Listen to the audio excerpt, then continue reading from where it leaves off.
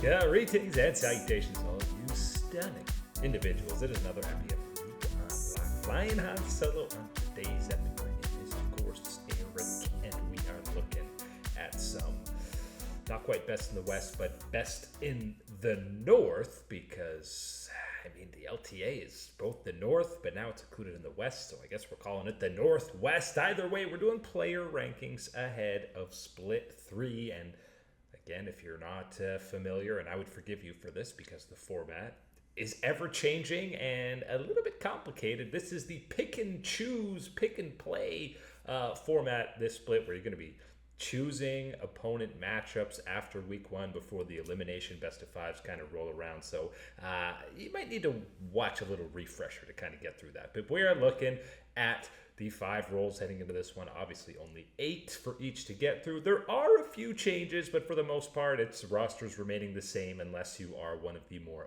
bottom-feeding squads heading into this year. And we begin, as always, or usually, in that top side action, which actually has the most turnover or changes on this list. That is Zamudo coming in to replace Licorice on Leon Gaming, and the more surprising one, Photon, coming in to replace Surti on that top side. Surti dropped a little video saying that he's no longer with Dig, but he's a content creator with the organization. He's going to be co-streaming games and is open to playing again next year. I don't know what ended up happening there, but this is unfortunately another case of a rookie, promising young talent not really having much of a leash or getting any real opportunity, not even getting a full calendar year. I know technically he got 2 splits because, again, this new format, that's how it works, but when you saw all the numbers, Disguised and Dig had played like 22 games total over these 2 splits. It's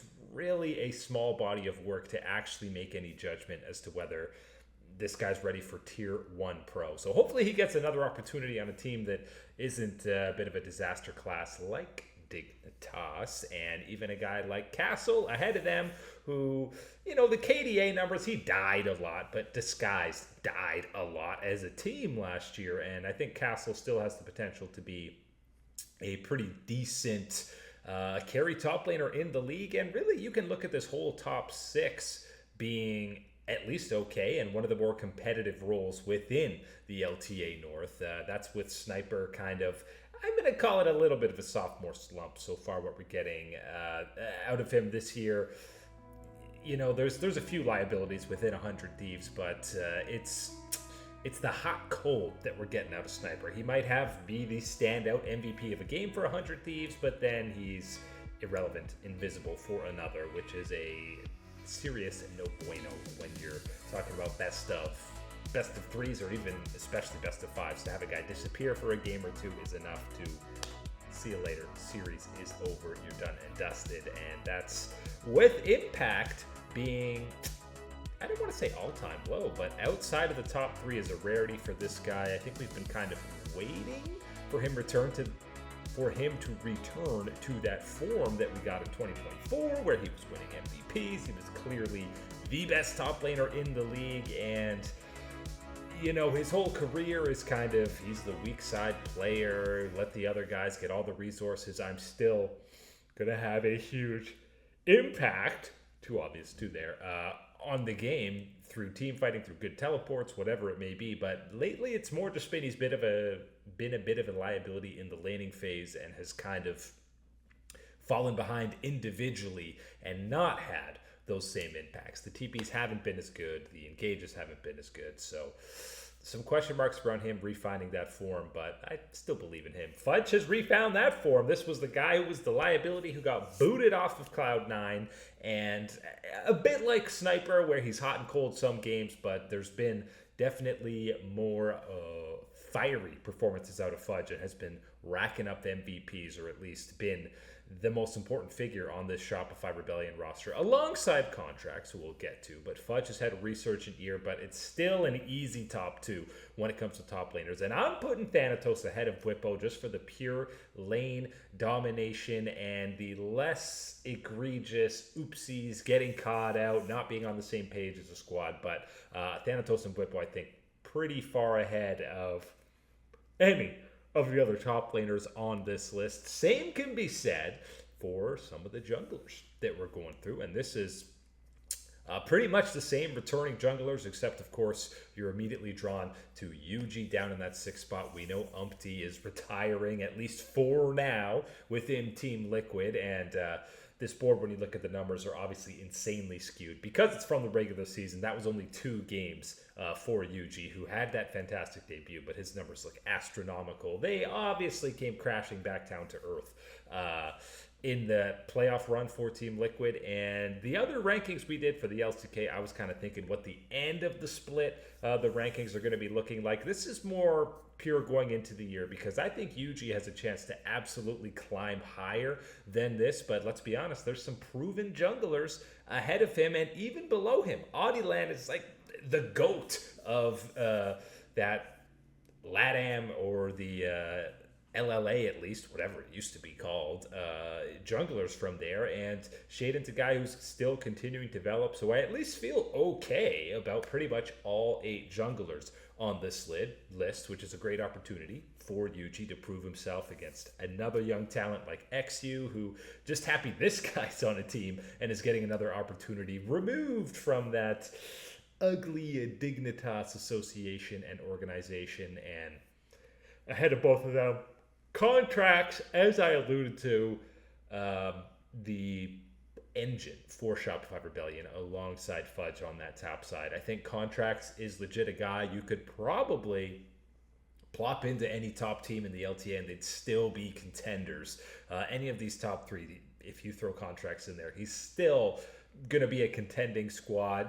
Not, the top 3 are definitely better, and it would be a downgrade to get Contracts, but he has still been one of the more consistent junglers recently, and is asked to do quite a bit on what was then NRG and then became Shopify. He's got to do a lot of that early game heavy lifting for his squad, and more often than not, he does more than admirable job doing that. But the top 3 is pretty locked in, if you're asking me, with River being locked in that 3 spot. The second arm of the second horde of the 2-pronged attack that is 100 Thieves. It's only 2, which is why it's maybe not a world's beating, title contending squad right now. And remember, their final split in the LTA/LCS 100 Thieves, exiting the League of Legends ecosystem after 2025 as fully anticipated, and there was very much a transparent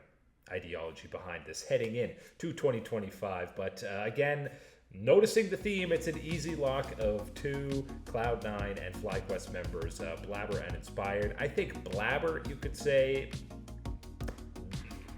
getting into that NA GOAT status in terms of junglers, is pretty far ahead of the other players, except for Inspired, who almost did a Best in the West ranking instead of this one today. And Inspired, spoilers, was right near the tippity top of that. So not only the best jungler in the LTA, the best player in the LTA, probably the best player in the West right now. A rare combination of individual mechanical prowess and combined with probably some of the most insane game knowledge. Obviously, if you've seen any interviews or heard him talk about the game, this dude is at another level, not just in the jungle, but how every role should be optimally utilizing their skill sets and how to take over a game. So truly one of the greatest minds in the esport, as well as one of the most gifted mechanical players, which is why he's an easy lock, triple check A++ in that top spot in the jungle.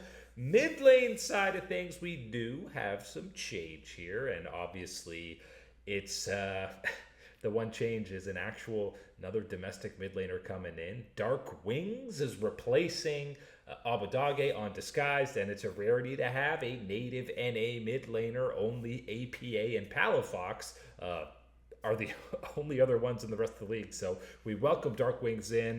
This is a guy who's been in the challenger scene for a long time. We're talking like 5+ years, a long time. He's coming in as a rookie, but he is 25, so he's been around for an eternity in esports years, which is, a small little tidbit of time in regular terms, but he's been on 100 Thieves Next, St. Louis University. He picked up a collegiate title, so no stranger to the professional scene, just hasn't got that opportunity on a Tier 1 squad. Excited to see him against paired with that young duo in XU, but obviously going to have a lot to prove himself. Palafox, this playoff run for Shopify, we saw shades of that NRG Pala faker, but that's still only about 20% of gameplay that we've gotten out of him in this 2025 calendar year. So still lots of room to improve for Palafox, Saint, and Kaini. Really this bottom four, well, Darkwings is very unproven, so hard to say, but they seem evenly matched. They could take over a game, but the consistency isn't there.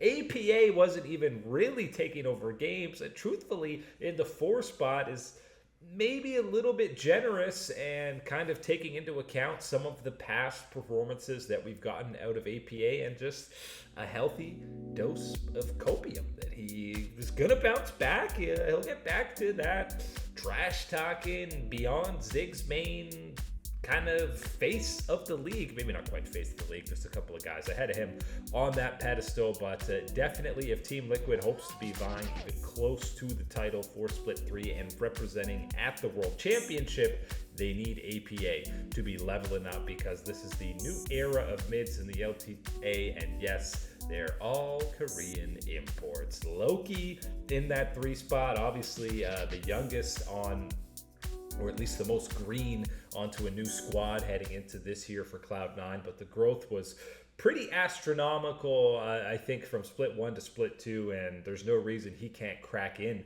to that top 2, even though his name doesn't start with a QU when you're talking about Quad and Quid. And this is, I believe, the only one on this list that does not have FlyQuest or Cloud9 in that top spot for their role. And of course, Quid is probably the only one deserving of that in perennial MVP conversation, and again, actually a rare case where he earns that most valuable part of that acronym, which is so often forgot. It's just the best player on the best team. But again, you think of it like if you remove this player from their team, how good are they?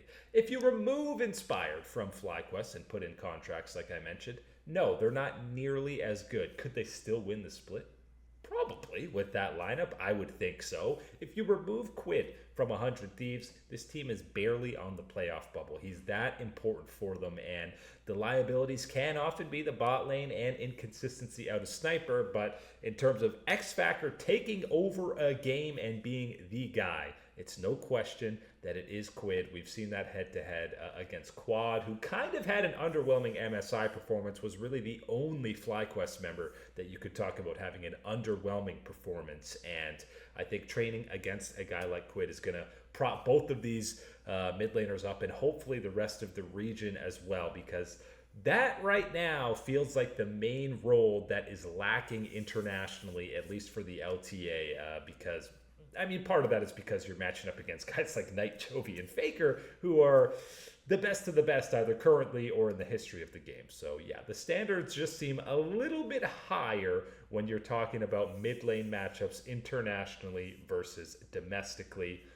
Similar could probably be said for bot lane matchups and bot lane action, but it feels like the top half is a little bit stronger, at least in North America, in the bot lane than it is in the mid lane. And we do have some changes around the bottom. Obviously, Rahel is coming in. No more Scary Jerry, another young player who gets barely even an opportunity before he's replaced. And I know he was kind of clearly at the bottom / very bottom of AD carries in the first couple of splits that he played, but I just feel like you should at least get a full year as a rookie, especially this isn't like a win now situation where now Disguise and Dignitas are going all in. We got to make it to the World Championship. No, we know how it's going to be. You're not in threat of being relegated, although Disguise actually is, so that's a complete lie. So I see where they're coming from, but the middle of the pack here, FBI, Tomo. FBI is definitely not in his peak form where you were talking about him as a top 3 AD carry, and Tomo's a guy who I think you could plug and play into some of these top tier teams in the LTA. And again, it's going to be weaker for sure, but they're still going to be competitive, and I hope he's not a guy who's getting benched and gets ample more opportunity. The other bright spot from Shopify was absolutely B-Boy in that bot lane, who is criminally, I don't want to say underrated, because I know this guy's been memed for making like first team when his squad was in 7th place, but he is the classic doing his very best with a maybe weaker team. And when we did see that push of Shopify going through playoffs, going through, I'll call it kind of a miracle run, let's be honest, upsetting teams and getting nearly third like they did. A lot of that was because of B-Boy. He's shown that he can take over games when he is given the resources, even when his team is maybe looking like a chicken running around with their heads cut off.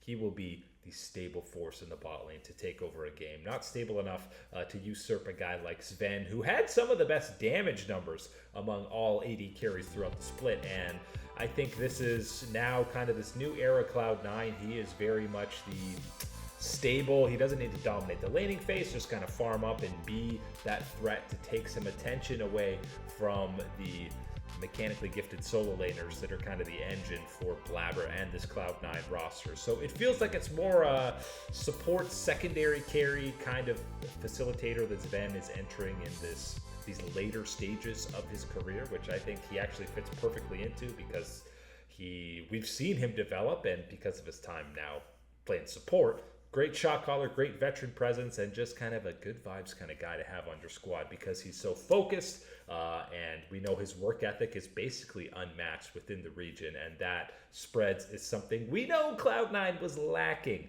over the last year or two. It's still very clearly easily Masu and Jan coming in as that top two, and I know Jan had moments in split one where him and Core JJ looked like the best bot lane in the LTA. But now, I mean, especially post MSI, I think even throughout the playoff run, Masu and Busio had kind of reclaimed that top bot lane, and Masu specifically, we saw him. I mean, he didn't have like a world's level, world-beating performance at this midseason invitational, but there were absolutely moments where you saw him going toe-to-toe with some of the best bot laners in the world. Again, think of the guys that were at this most recent event: Ruler, Elk, Guma, Yushi. Hope deserves a lot more respect, and I mean, these are legit. These are legit guys that there's a reason international events hit just a little bit harder. We go to the buddies in the bot lane now to wrap it up. Supports, and this is a smorgasbord of supports when you're talking about imported players, younger players, veterans. There's not really rookies coming in here. Even the guys who are imported, Cheos and Leones, have been around for a long time. He is Mr. Veteran himself. Even Ayla now, we've got multiple years. But this is probably the weakest role in the LTA, I will say. And even though there's been, I feel like most of these guys have had like an Alistair game where they've had some insane flanks running around the back to take over a team fight or get a game-securing team fight win. For the most part, it's been a lot of dying. It's been a lot of unnecessary dying. And I know the prospect of Huhi being a veteran on a young roster sounds great, but we're a couple years removed now from Huhi being a top 3 support in the LTA, and remains to be seen if he can get back to that form with some young players around him. And Ayla's a guy who 7th might seem harsh, I know, and I think he was much better with FBI than, I guess, 2024, where they were kind of consensus he was the weakest support. But the bot lane, I'm still not sweating matching up against the 100 Thieves bot lane if I'm any of the other teams on this list. You're not looking at that duo and saying, whoa, we really got to focus. We got a game plan for them. That they don't exactly instill fear in the opponent. Isles is another guy alongside Tomo. I feel like they could be a top 4 bot lane, right outside the top 3, and surprise some people. I really like the growth that I've seen. And I know Isles has been in and out of tier 1 for the last couple of years, but he's a guy who still deserves more opportunity, and let's face it, deserves to be on a bit of a better team. This whole dig bot lane, I'd love to see transplanted onto one of these top higher up squads, but the top 3 is as night and day as any other role on this list. And even Core JJ and Vulcan, maybe you could swap between the two. Who's that number 2? Who's number 3? If you're looking, split 1, Core JJ would easily go there. Split 2, I'm leaning more towards Vulcan, and I feel like the obviously inherent synergy between him and Blabber is still there from playing together before, but Vulcan lately seems to be a better roaming support, which we know the meta is often, pre-level 6, you're either fighting around grubs, something that's some neutral objective, or you're roaming to the mid lane, making sure you're counter roaming the other support. There's a lot of nuances to not being in the laning phase, whereas Core JJ and Yon felt like they were just a straight up 2v2 machine in Split 1, and they still are probably one of, if not the best, 2v2 straight up bot lanes in the entire LTA. But 2 and 3 is great, but let me tell you, Busio, this used to be an argument heading into this year, and even last year with FlyQuest, you were saying, yeah, he has the potential to be the best support in the LTA.